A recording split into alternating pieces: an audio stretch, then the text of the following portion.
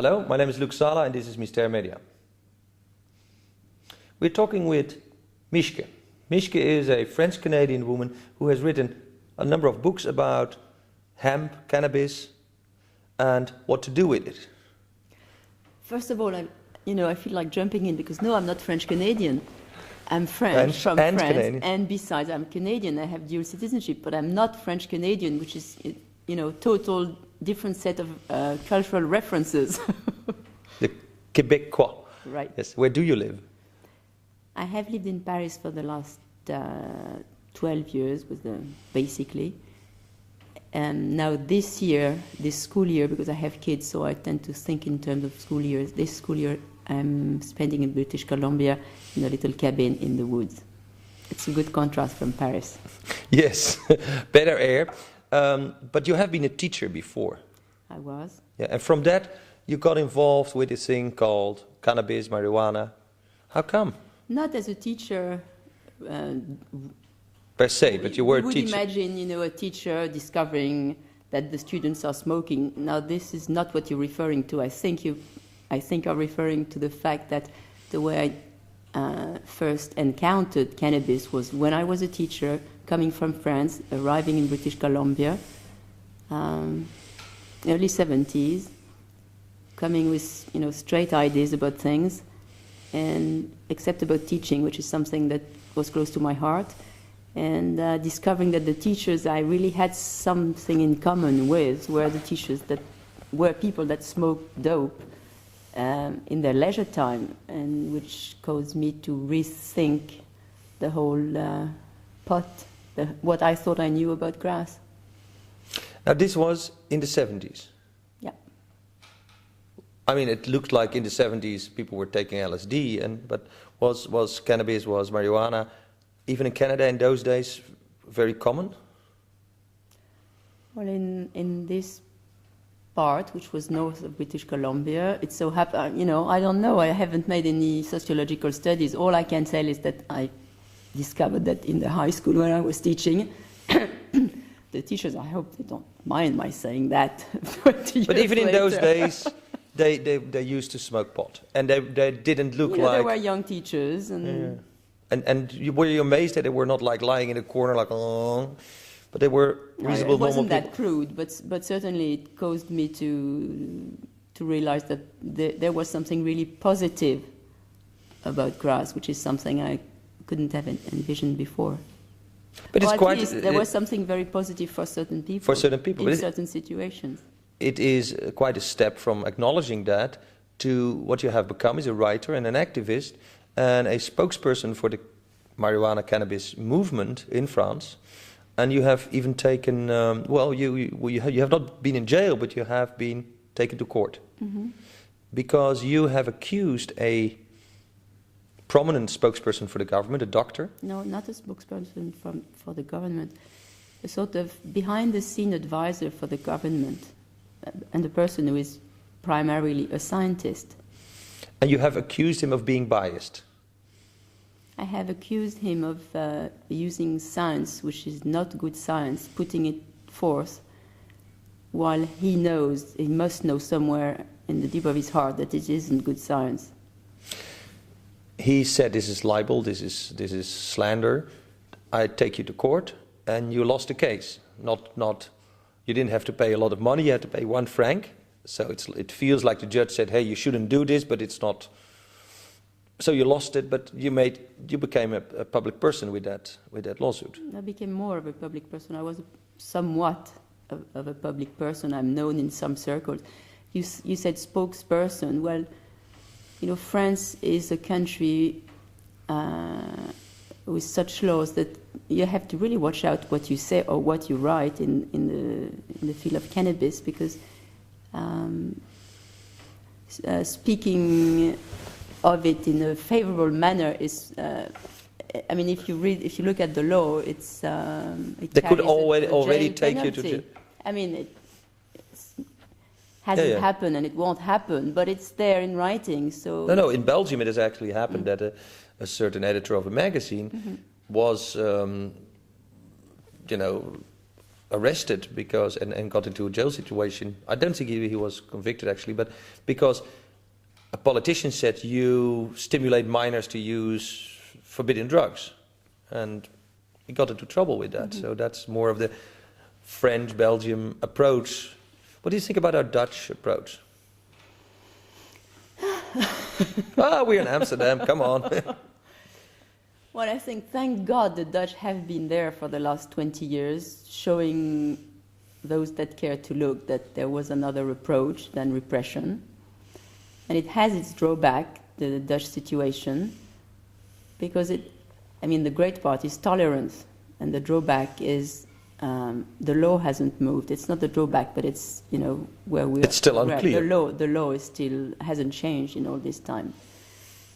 And of course, the main problem for Holland is maintaining a balance between moving forward, because there obviously are people in the political world that would like to actually change the law, and yet at the same time, so going forward as much as possible, and yet at the same time sending signals to Chirac and people like him. The French people, the other European countries that sending signal that no, we're not doing anything that you could feel threatened by. It's very funny. Dutch politicians feel like we shouldn't be the drug nation of Europe, and all the time in the news and the French newspapers come up with this story like the most, not only cannabis but also ecstasy, MDMA is made in Holland, and we are really the bad guy in Europe.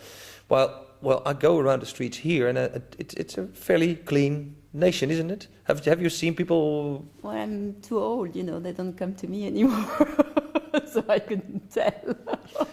No, but it feels like the reality of all everyday life, and this political image that Holland has as a drugs nation is not correct.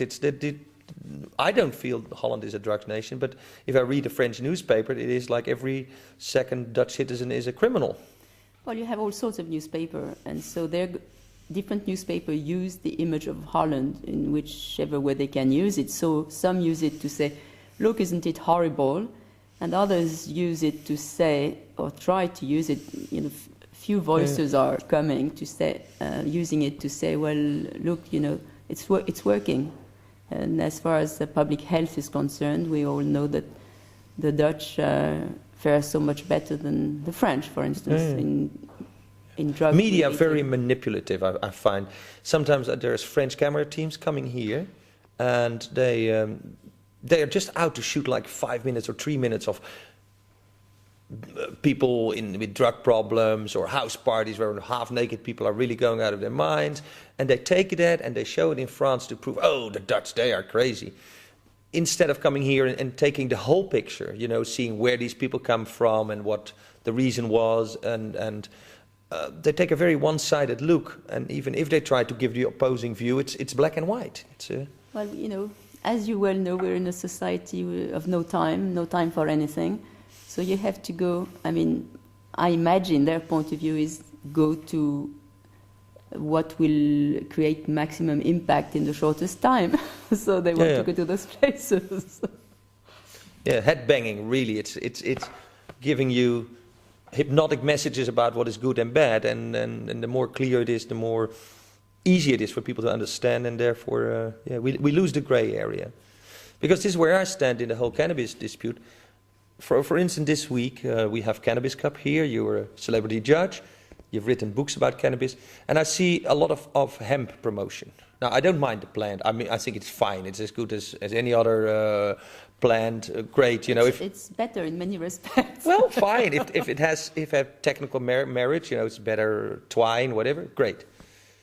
But I see now all these fashion shows and whatever, and I have the feeling that people are using this technical aspects, that it's a good fiber and it can be used for paper and many good uses, as a stepping stone to get marijuana free. Well, of course they are, and but isn't that a little bit like? But you have to look at things the way they are, and because marijuana has been demonized, it's not something that you can't undo something like that with reason. It's to do more with emotions, demonizing. So they're opposing to one negative emotion, a positive emotion. This is a good plant, it makes good clothes, it makes good paper, it makes... And I think it's changing the image of the whole plant through, you have the rope and the dope, and through the rope side. Yes, rope and dope. Nice.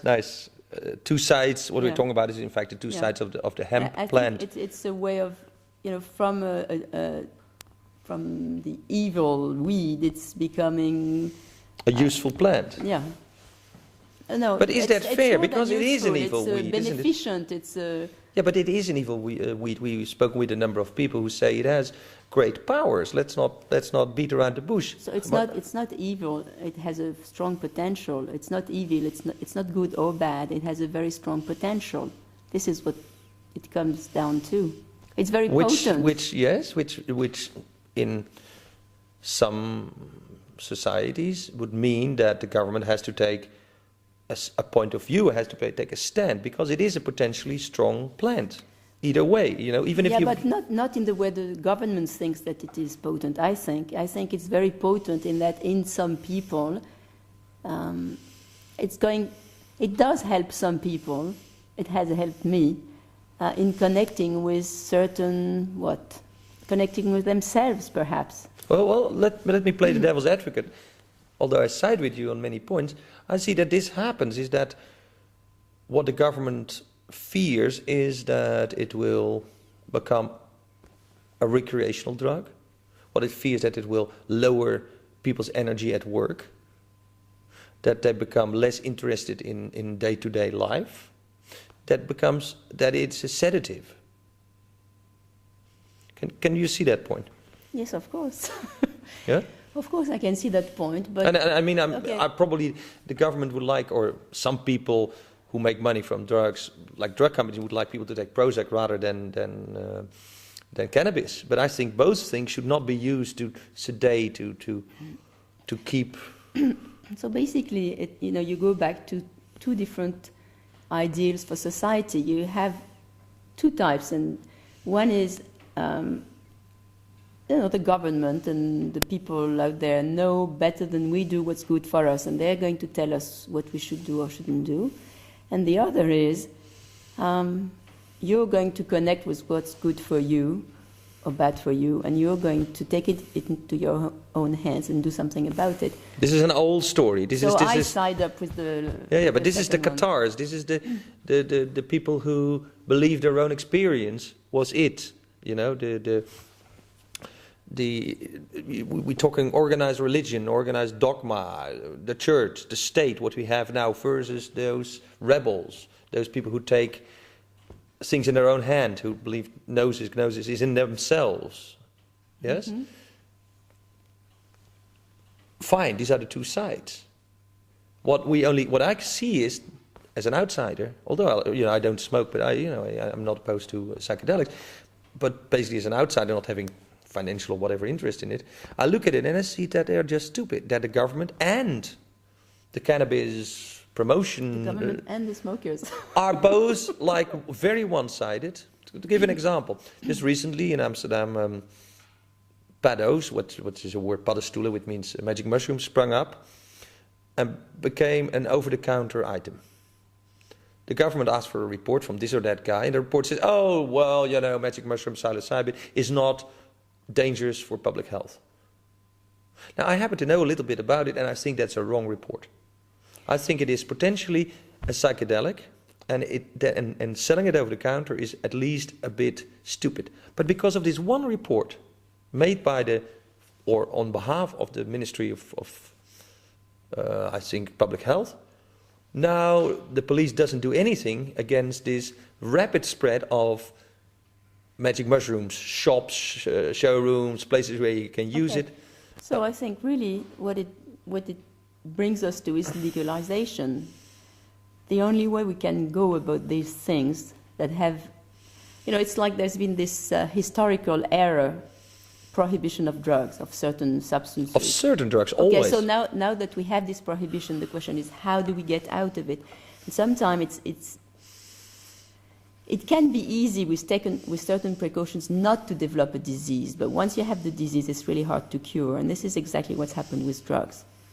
I mean, if we hadn't taken that wrong turn and gone into prohibition, we might have dealt with them in such a way that they wouldn't have done the havoc that they have done. But we've gone into prohibition, we have the disease.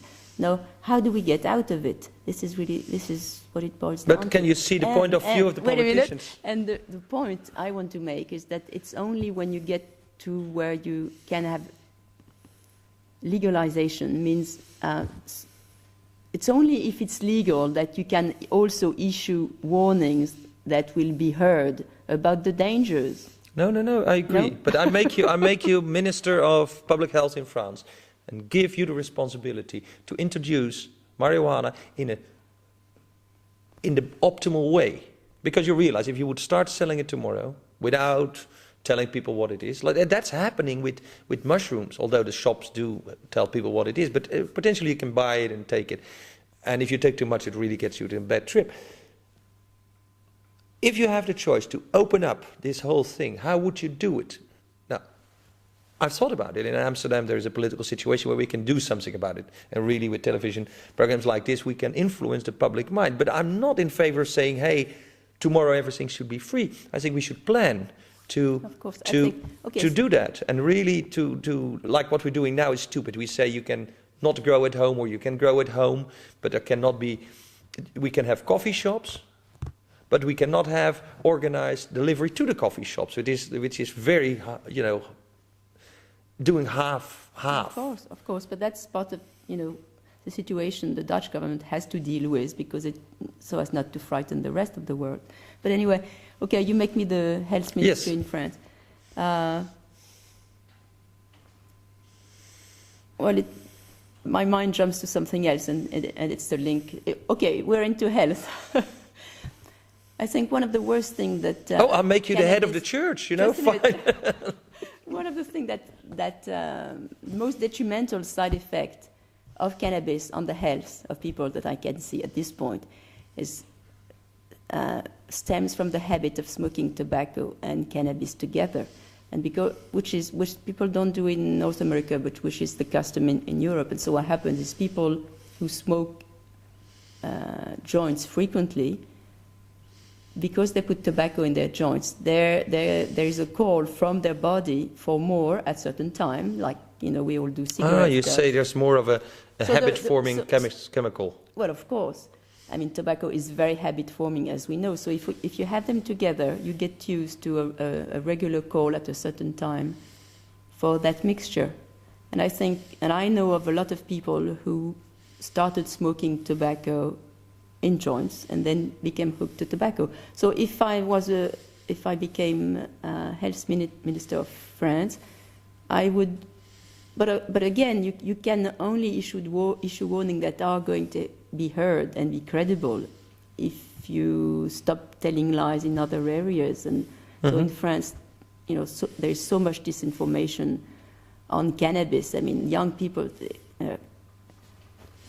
pissing in their pants with laughter when they hear the official stories. So how are you going to give warnings like this and be heard? You can't.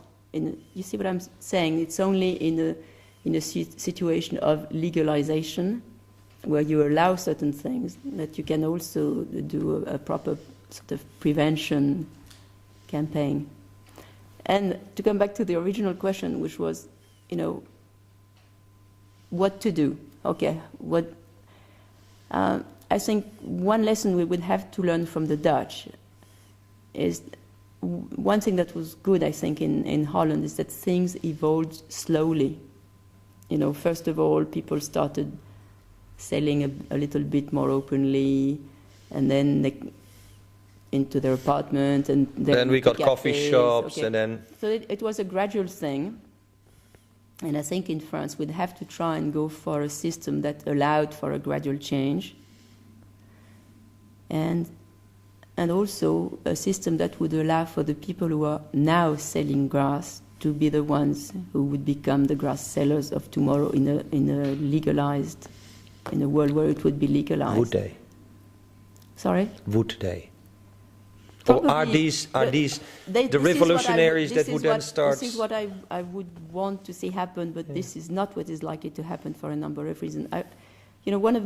There's a number of people in France now who, in their heart, they know that we can't go on with the prohibition of cannabis. They know it's got to come to an end, and it will pretty soon. But they're really worried about, we have, outside of Paris, for instance, we have this banlieue, where all the urban problems congregate surround the city, and it's where you have the immigration, it's where you have the poor, it's where you have the drugs, the bad use of drugs. And so a number of people now are concerned what would happen. The only thing that's keeping some of those areas alive is the money that comes in from drugs. There is no... Same in Holland. There is no government we program, don't know the exact... and so you pull out the money from drugs. What happens to those areas? Do they burn up? Do the people come into Paris and start breaking windows? There is that also to be taken into consideration. This is my point.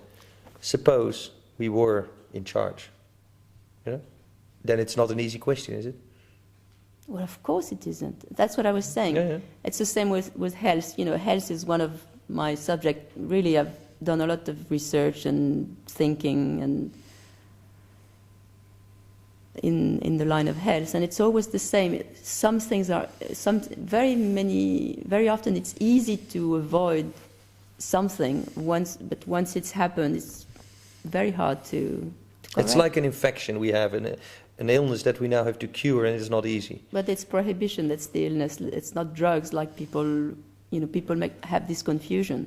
Yeah, but don't you think that has been a prohibition? Now in America we had prohibition of alcohol at some time. When they stopped it, alcohol is at an all-time high now. But cannabis can be a dangerous drug, quote, dangerous, if you don't use the right... it's a case of amount, it's a case of when, it's a case of where, and it's a case of what people... Yeah. Exactly, but you can't, or you shouldn't be allowed, or it's a tool, so it's a tool that will be a good tool for some people, that won't be a tool for others. Okay, bring this to the personal level. You smoke cannabis. Do your kids do? No. Why not? I think perhaps the fact that I have a public image when it comes to cannabis, I don't know, but it is as if it's made it easier for them to stay away from it. Mm-hmm. But we talk about it, and it's a sort of... Okay, I have kids too, and for, this question comes up for every Dutch father, mother, parent. Do you allow your kids to smoke cannabis? Now we said, okay, we try to discourage smoking of cigarettes. I promised my son a Harley Davidson when he wouldn't. So one of my sons said, okay, I want a Harley Davidson when I'm 23, so he's going to get one. The time is coming closer, and I don't know whether it's a good idea after all. That's not the right way to do it. Whatever you're doing prohibition of a kind. Maybe I did. Prohibition with the carrot to keep the donkey going, but it's prohibition. I think we have to see also. I don't smoke. I never got hooked onto tobacco, and I would really be happy if my kids didn't.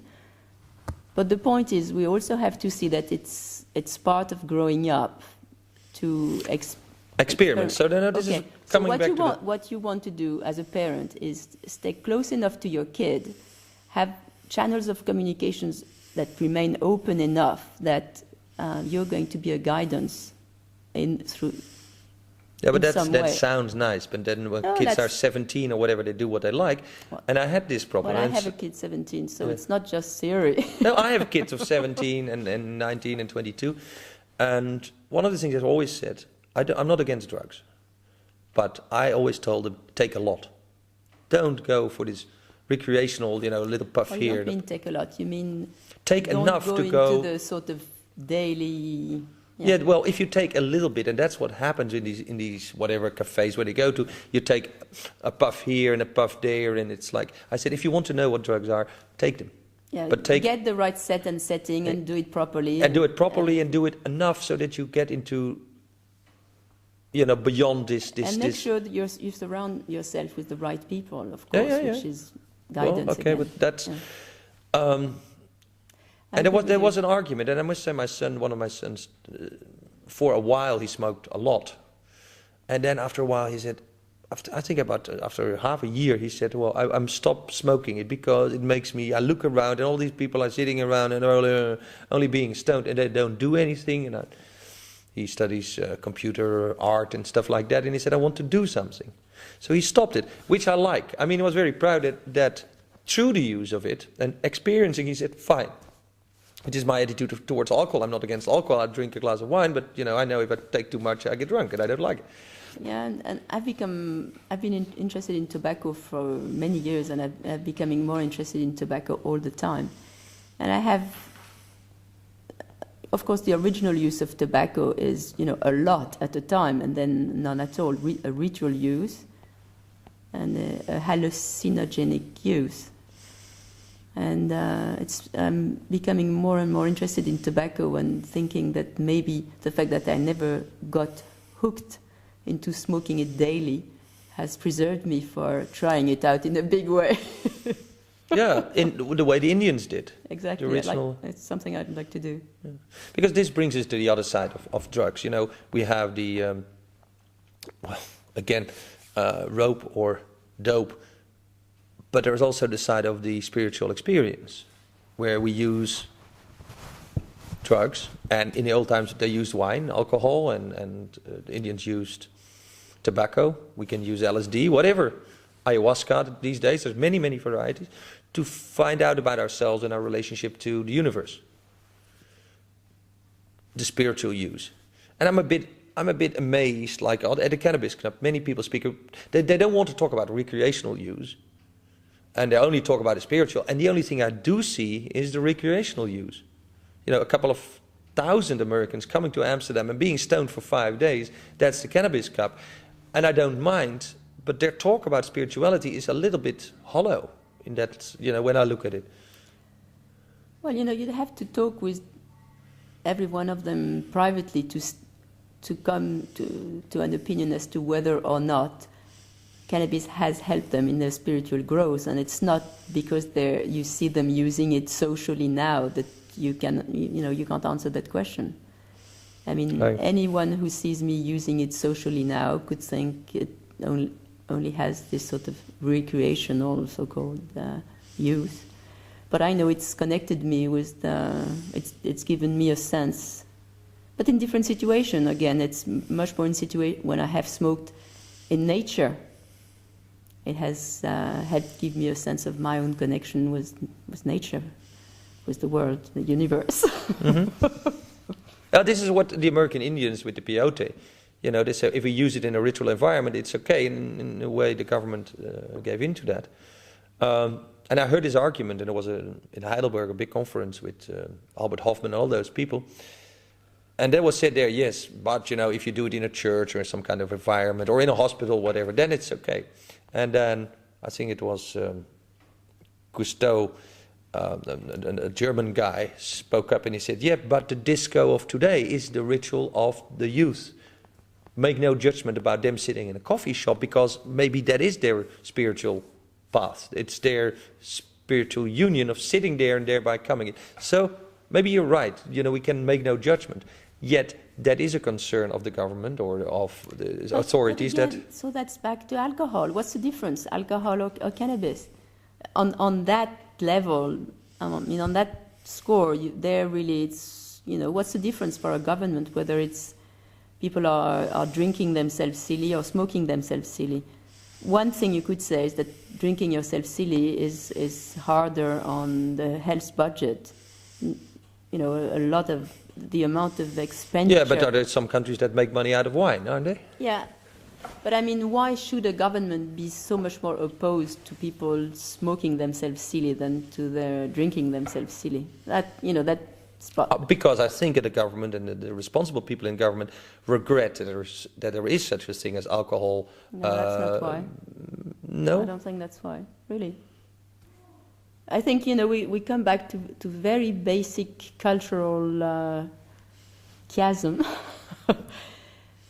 And I do believe that the Western world, maybe it has something to do with my being French, and I'm not a Catholic. I wasn't brought up in any religion, but there are many, it's the religion of the country. And so it has Mass, and during Mass, there is wine, and wine is the blood of Christ. And if you only use it in that context, it's a very powerful drug too. And whether your people are Catholic or not, I think it's really. And then you had beer in other countries, and beer was holy. And I really believe that the Western world is steeped. I think is the word that like you put tea in a tea bag. Yeah. It's steeped in alcohol is a sacrament for that in that culture. Yes, like beer was in some other... And yes. whether we're aware of it or not, it's so deep in the culture that another sacrament, because this is what, alcohol is a sacrament, and yet you also use it recreationally when you go anywhere, you drink alcohol. Well, it's the same in a way with grass. It has these two levels that you can use it at.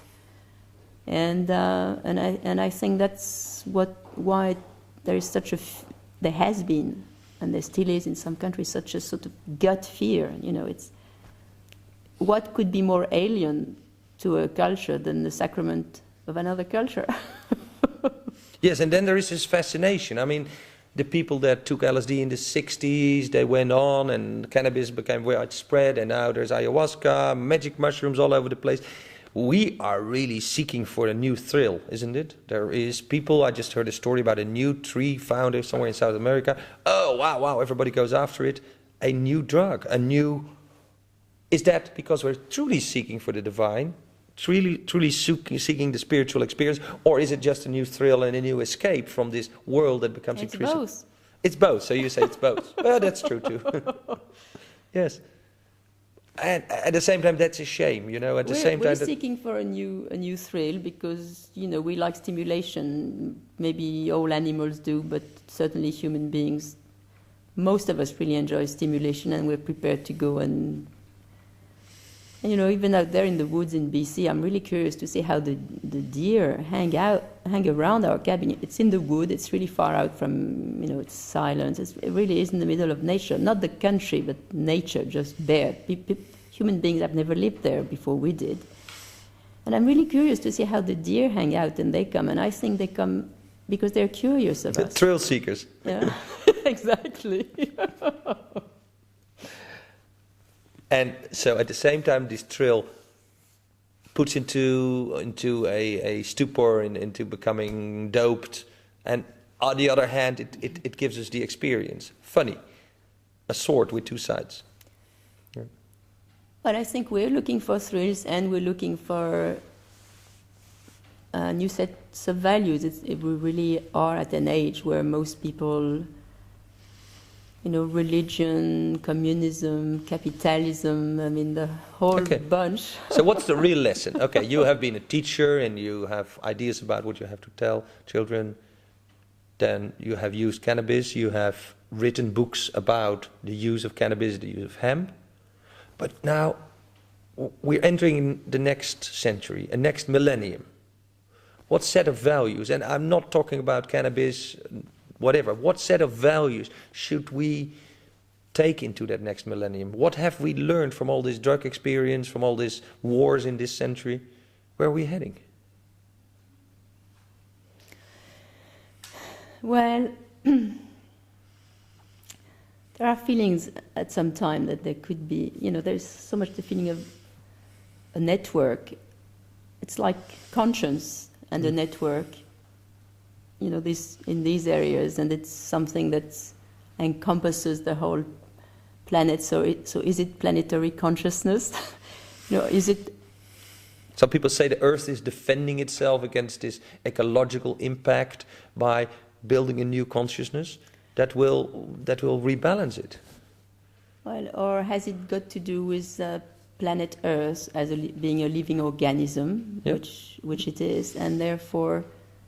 A sort of conscience arising from the whole of this living. No, that's nice, you see. And then at the same time, this is what people tell me. Oh, yes, Aquarius time and stuff like that. Beautiful. In the 11th century, people like Myster were traveling around Europe. They had one language, which was Latin. You had scientists, or at least scholars in those days. There was really only one university which had a place in Paris and in Rome and in Cologne. And, people were traveling. There was a great unity. There were not so many people, 17 million or 20 million people. They had hardships. But there was a great sense of community in those days. There was one religion. Great mystics sprung up in those days. You had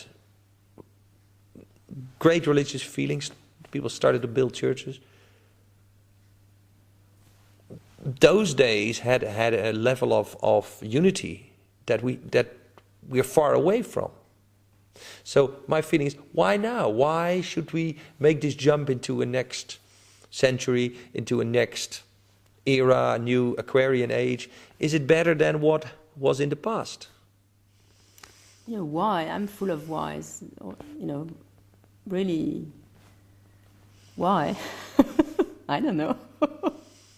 But it seems that in my life it's so that the small experience I have, be it with drugs or driving on the road or whatever, there's all kinds of experience, are always related to the wider experience. So I'm trying to see how each of these people that we see at the Cannabis Cup, who have their own, I believe that most of them had a spiritual experience through cannabis or other drugs. How does that relate in a better society? What is the big wave that we get out of it? Okay, I think that I'm a better human being for cannabis than I would have been otherwise. I think it's been a sacrament for you. A sacrament, I wouldn't use a word like that very lightly, but it's been a guidance. It's been a friend and it's been a guidance, and I know that. And I think it's made me, for instance, I really have the feeling that I'm coming at a point now in my own life where I can be a guidance to some other people. And what is the message there? Is that the message of networking? Is it the message of non-separation? Is it the message of... The message is about personal accomplishment, really. It's allowed me to do that, and it can allow other people to do that. And I think if more people become more accomplished, more themselves, more their better selves, we're better off. Yes, but there is still this sense of that some things have to change in order to... Last night I had this... What's going to make things change, if not people? Well, I tell you, there is this poem, I think it's from Kabir or so, that says, "He who brought us here will take us home." And last night, I woke up and I said no, or yes. He who brought us here will take us home, but he who brought us here made this home. Made this home. We are home. So I'm not looking for change, and I'm trying to find this consciousness that says, no, the world doesn't need change. It needs... No, I don't think so. Well, that's the truth. I could think of a few. Yes? But wouldn't it be the best change if we accept what is as perfect? In the process, of course, people have to learn. I mean, if a kid doesn't burn his fingers once, it's never going to learn that it has to stay away from the stove. So this whole process of people, growing up in itself has a perfection. That's what I've learned from drugs and psychedelic experience, is that there is a certain perfection in what is. And I don't have to go out and change it. It will change as a result of me accepting that it's perfect. Indeed, there is a perfection in what is, and I think a perfection which I have become aware of more than I might have otherwise through part, coming back to it. Sacraments are those substances or even symbols or whatever that bring us to an awareness. Yes. And there's two awarenesses. The one is the magical, where you learn to maneuver the world.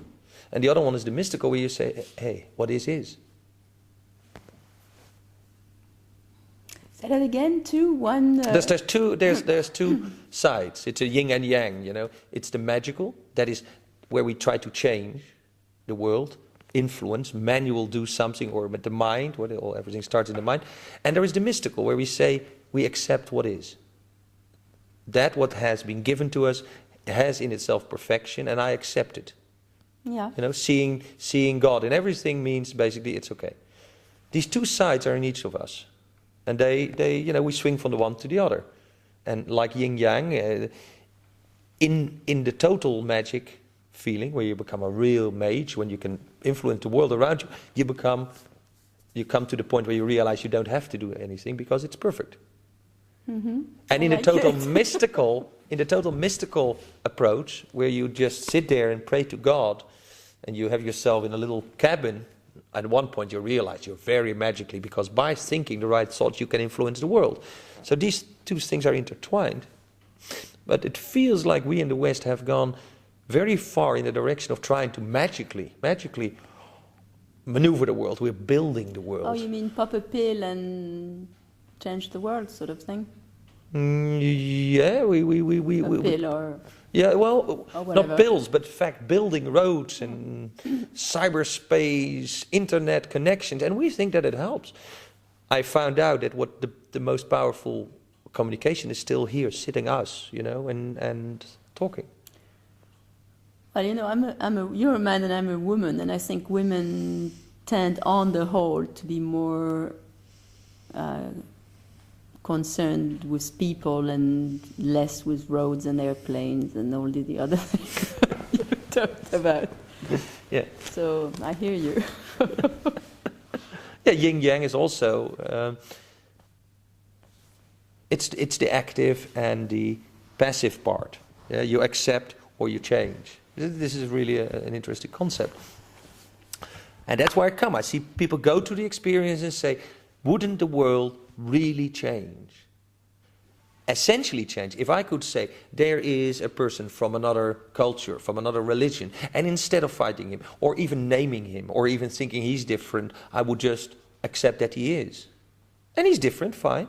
I can enjoy his being different. I can look at other religions, other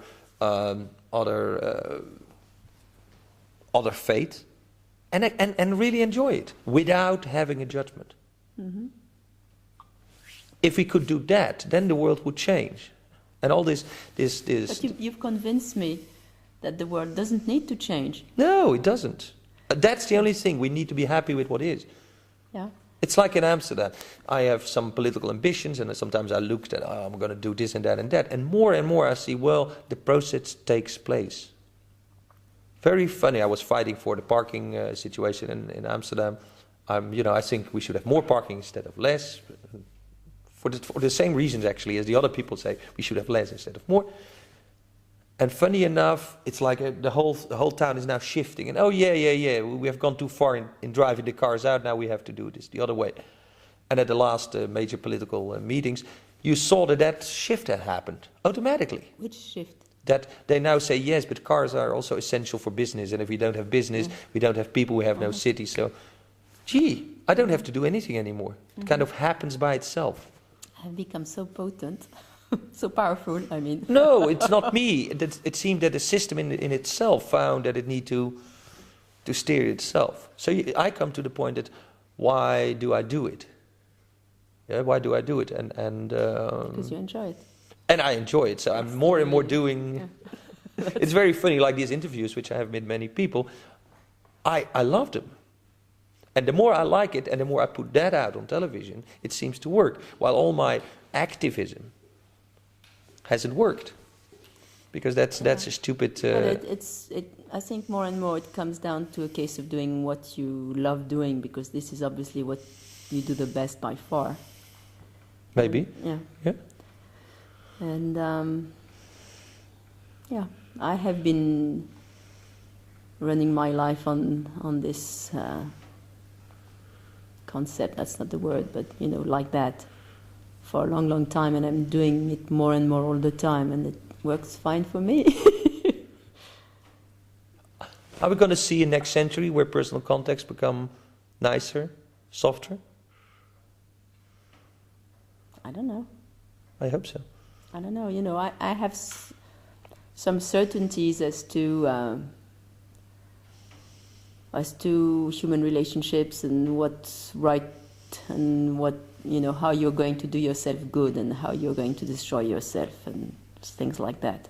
But as to the next centuries, I don't have any certainties. What is wrong for yourself as far as relationships go? I think I have weeded out what was wrong. I feel good about that. What did you weed out? Fears, I guess. Basically, it's fear that one has to weed out. But so fear that, you know, people are jealous, people are envious, people are this, people are that, and it's out of fear, basically, and usually it sends back to one's own self-image. But you see, once you recognize the fear, once you know it, it's no longer an enemy. Once you don't feel it, it's no longer an enemy. It's not enough to recognize it. You have to watch out for that. I don't know, fear in itself it's a warning sign. If you have recognized it, you're closer to not taking a distance from it so you don't feel it anymore, but it's not sufficient. Do you think that many people in our society are really driven by fear? They're always trying to be secure, to have money in the bank? I think that's really... Yes, I do believe many people are driven by fear in their human relationship and, you know, generally speaking, and so that goes back... You know, I'm very concerned, of course, as a woman with, if I think of bringing about changes, I'm very concerned with what makes people be what they are and what makes people be what they are to a large extent. It seems to me, goes back with how life first presents itself to them, and that's the beginnings of life. And it sends you back to what your parents were like, because the main teaching is not what you say, it's what you are. So it sends to what your parents were, and it sends you back to birth, which are subjects that are close to my heart. But that's a painful process anyway, isn't it? Of course, one interesting part is that Holland is the one country in the world where people are still born at home. Where people can choose that, and with a high rate of safety. Mm-hmm. So it's really interesting to me that you have these two things in Holland, you know, which to me are really too basic. These two tolerance. But still, birth is a painful process. I mean, you have to go out there and according to Stan Grof and many others, you know, psychologists, that is the basis of our fear. I mean, what we experience later in life is related back to this birth trauma. So what happens right after birth is probably very basic, because it's you know.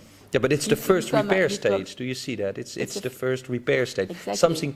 Well, I wouldn't say bad, but from this very safe environment, the child goes out in the world by contraction and whatever. It comes out in the world, and it's important. It's being met, but you cannot change it coming out. If from coming out, if after going through this trauma, the baby can reconnect with what it knew of the world, that is, you know, like sucking next to the mother's heart, so it's hearing the heart beat, which is a constant that has been there all the time, and it's through sucking the milk, it's recognizing the taste that has been there all the time, and then it allows to integrate that trauma into a continuum. I like it. I like this. There's at this conference, there's a number of people who say, okay, that is great.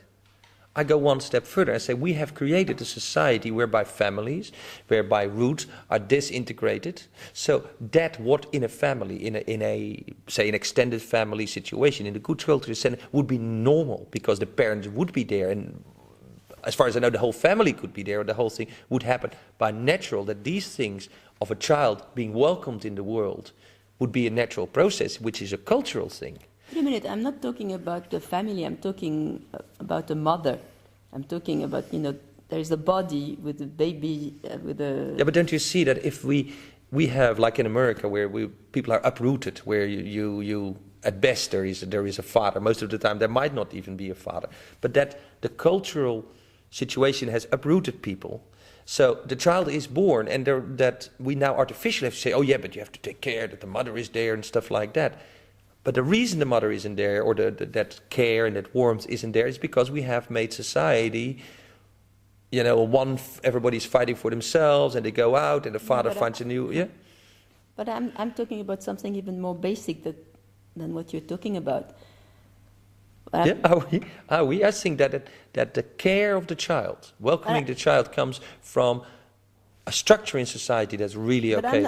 What I'm talking about is something that only the mother can do for the child, because it has to do with physiology and biology. But the mother has to be told by other women. No, she has to connect with her inner instinct. So it's connecting with yourself. What we're talking about. That's all we're talking about, aren't we? We're talking about how to connect with yourself. And everything you tell a mother to be is just going to confuse her and more, because all she needs is to connect with herself. I mean, she has that information. If I make a very strange jump, would you advise women to smoke while they're giving birth? To smoke a joint? Well, I wouldn't have until I talked with Ina May Gaskin. Yeah. And although, of course, I know that it's been used in obstetrics, it has been used a lot, and it's one of its oldest uses is in obstetrics. And I've thought about, since talking with her a few days ago. You thought about it, the use of yeah, wait a minute, cannabis. I'm getting to it. I'm slow, but I come to it. Just give me time. Okay. What it's made me think about lately, it's what has been in the heart of what goes on in my head is there a special relationship between women and cannabis? No.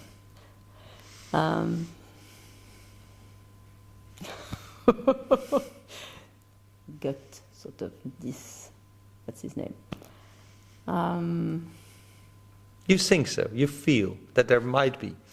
Okay, I think it has become more obvious to me in the last while that the essence of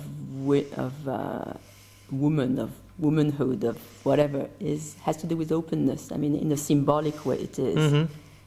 And you can't dissociate the symbol from what is. I mean, being a woman really has to do in sex. It has to do with opening also in birth. And talking with Ina May, or I don't even know how to say her name properly. She's the proponent of natural birth in America at home. Yes, not just a proponent, she's been a practitioner, and she's really created a movement, a very important one. Her book, Spiritual Midwifery, was very important for me at one point, because it gave my mind what my mind needed to know that what I need to do is connect with myself, that sort of thing. And in birth, certainly what's birth about? It's opening up.